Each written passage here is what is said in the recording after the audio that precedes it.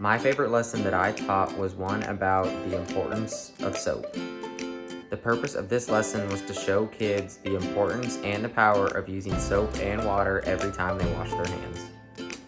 While this experiment was not intended for a specific age group, grade, or standard, me and many other teachers agree that it's important for kids to understand the basic science behind hand washing. Now, this is a super easy and simple experiment to set up and perform. The only ingredients that you need to perform this experiment are a shallow, clear tub, some water, some hand soap, and some pepper.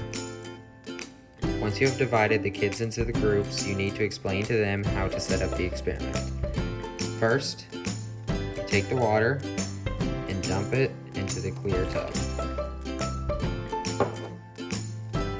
Next, you want to sprinkle some pepper around the water in the tub.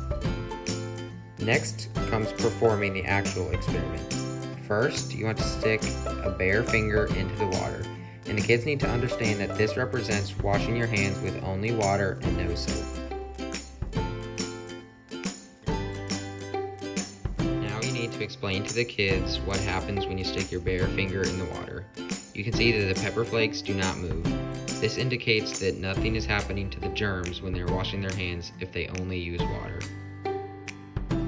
The next step of this experiment is to repeat those steps, but this time cover your finger in hand soap. Now, watch what happens when I stick my finger in the water. The pepper disperses to the edges.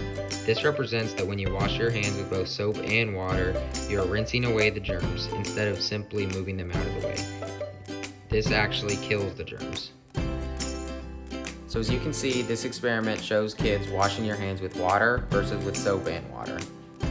So as you can see, this experiment shows kids washing your hands with water versus with soap and water. Here, they can actually visualize the importance of washing with soap and water every single time.